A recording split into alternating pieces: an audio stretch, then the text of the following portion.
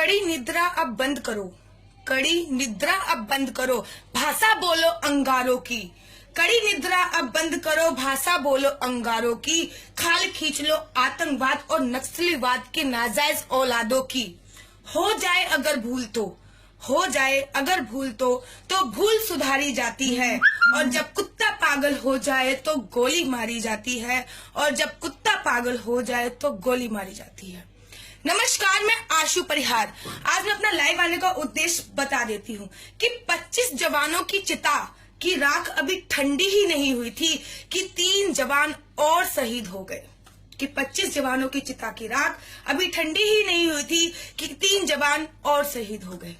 बड़ा दुख होता है मुझे, हमारे पास सरकार के पास 2 बहुत अच्छे बम जो वो फोड़ने में लग रही है कि हम कड़ी निद्रा करेंगे, हम ठोस कदम उठाएंगे, हम कड़ी निद्रा करेंगे और हम ठोस कदम उठाएंगे। तो बंद करो ये कड़ी निद्रा करना, बंद करो ये ठोस कदम उठाना। अब आपको भाषा अंगारों की बोलनी है, बहुत हो चुका। सैनिकों को अपने अधिकार दो। जब तक सैनिकों को अपने अधिकार नहीं दोगे हम बंधे रहेंगे। और कश्मीर से धारा 370 हटाइए। जब तक कश्मीर से धारा 370 नहीं हटेगी सैनिक के अधिकार उसको मिल नहीं सकते हैं। कश्मीर हमारा नहीं है जब से धारा 370 नहीं हटेगी। आप लोगों को थोड़ी डिटेल में बता देती हूँ कि जो धारा 370 है क्या। काफी लोगों को पता नहीं है कि धारा 370 है क्या। धारा 370 के अंतर्गत ही आता है कि अगर कश्मीर की लड़की की शादी हिंदुस्तान में किसी लड़के से हो जाती है तो उसकी कश्मीर की नागरिकता खत्म हो जाती है। लेकिन अगर कश्मीर की लड़की की शादी पाकिस्तान के लड़के से हो जाती है तो उस पाकिस्तान के लड़के को हिंदुस्तान की नागरिकता मिल जाती है। वो भी दोहरी नागरिकता, एक कश्मीर की नागरिकता और एक भारत की नागरिकता। क्योंकि कश्मीर के लोगों के पास दोहरी नागरिकता का अधिकार है, वो भी 370 धारा के अंतर्गत ही आता है। ये आता है 370 धारा के अंतर्गत। अगर वहां पे हमारे तिरंगे की किसी ने बेइज्जती कर दी तो उसका कोई अपमान नहीं माना जाता। ये आता है धारा 300 अंदर के अंदर। कश्मीर में भारत का कोई भी संविधान, कोई भी कानून लागू नहीं है। ये आता है धारा 370 के अंदर। वहां का राष्ट्र ध्वज अलग है, ये आता है भारत के 370 धारा के अंदर। वहां पर भारत का कोई भी नागरिक कश्मीर में जमीन नहीं खरीद सकता, ये आता है धारा 370 के अंदर।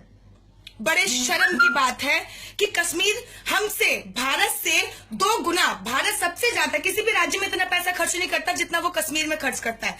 कश्मीर में भारत हर राज्य से ज्यादा 2 राज्यों को पैसे कश्मीर में खर्च करता है और वहां से चवन्नी भी नहीं लेता है। और जबकि वहां के सारे नियम कानून सब अलग है। वहां पे भारत की उच्चतम न्यायालय का आदेश भी मान्य नहीं है, जो भी 370 धारा के अंतर्गत आता है कि कश्मीर में भारत के उच्चतम न्यायालय का आदेश मान्य नहीं है। बड़े शर्म की बात है। कभी कभी सोच में पड़ जाती हूं मैं कि कश्मीर हमारा ही है कि किसी और का है कश्मीर। इतने सारे नियम लागू। सबसे पहले मोदी जी, आपको हमारी सरकार है, हमारी सरकार। जब हम बोलते हैं ना, जब मोदी जी, योगी जी, भाजपा की सरकार बनी थी तो हमने बोला था कि अब हमारी सरकार है। जब हमारी सरकार है तो हम अपनी सरकार से मांगे करेंगे, क्योंकि बच्चा अपने माँ बापा के सामने ही रोता है। अब हमारी सरकार है इसलिए हम अपनी सरकार से मांग करेंगे कि वहां पे धारा 370 हटाई जाए, सैनिकों को उनका अधिकार दिया जाए, सैनिकों को उनका पूरा अधिकार दिया जाए।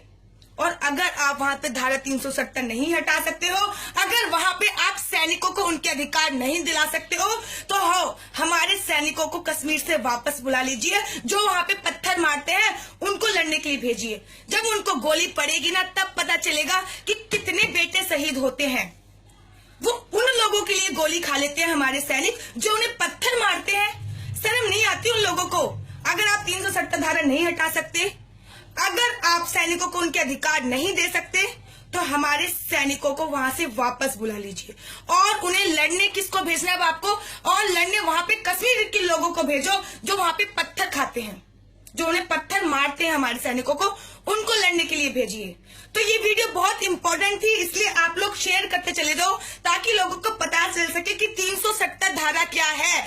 370 धारा में तो हमारा कुछ है ही नहीं कि कश्मीर वो बेवफा औरत हो चला है जो खाता हमारा है, पीता हमारा है और नैन मटक के पाकिस्तान के इरादों पे करता है। मतलब 2-4 लोगों ने पाकिस्तान जिंदाबाद के नारे क्या लगा दिए, पाकिस्तान तो कश्मीर को अपनी जागीर ही समझ बैठा। बड़े शर्म की बात है ये। वहां से या तो धारा 370 हटाइए, सैनिकों को अपना सम्मान दीजिए, अगर नहीं दे सकते सैनिकों को उनका अधिकार तो वहां से अपने सैनिक वापस बुला लीजिए, मरने दीजिए कश्मीरियों को, उनके हालात पर उन्हें छोड़ दीजिए। वो वैसे भी जो पत्थर वाले काम करते हैं ना, वो यही डिजर्व करते हैं, यही डिजर्व करते हैं वो।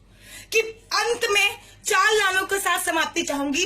आप ही मेरी वीडियो चारों तरफ फैला देना, चारों तरफ मेरा मैसेज पहुंचा देना कि 370 धारा है क्या, कि हमें कश्मीर की आजादी कैसे मिलेगी, कश्मीर हमारा अभिन्न अंग नहीं है।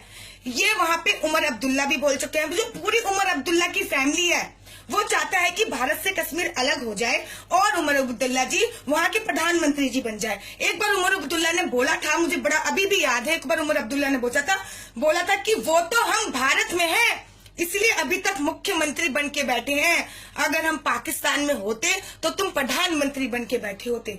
बड़े शर्म की बात है। वो तो शुक्र करो तुम भारत में हो तो मुख्यमंत्री बन के बैठे थे, अगर तुम पाकिस्तान में होते ना तो अभी तक गोलियों से भुन चुके होते, तुम्हारा कोई अता पता नहीं होता। तो ये उमर अब्दुल्ला की जो पूरी फैमिली है, पूरा उमर अब्दुल्ला का जो पूरा खानदान है, वो शुरू से ही ये प्रयास करा जा रहा है कि कश्मीर भारत से अलग हो जाए और वो कश्मीर का प्रधानमंत्री राष्ट्रपति बन के बैठ जाए, एक कश्मीर पे शासन अपना लागू कर सके। तो ऐसा तो हम कभी होने नहीं देंगे, इसलिए वहां से 370 धारा हटनी बहुत जरूरी है। लास्ट में जाते जाते 2 शब्दों के साथ समाप्ति चाहूंगी, ज्यादा नहीं बोलना चाहूंगी, केवल 2 शब्दों के साथ मैं अपनी समाप्ति चाहूंगी कि बहुत हो चुका मोदी जी, बहुत हो चुका मोदी जी, ये मौन तुम्हारे खलते हैं, बहुत हो चुका मोदी जी, ये मौन तुम्हारे खलते हैं, रोज सैनिकों की शहादत पर जिगर हमारे जलते हैं। बहुत हो चुका मोदी जी, ये मौन तुम्हारे खलते हैं, रोज सैनिकों की शहादत पर ये जिगर हमारे जलते हैं।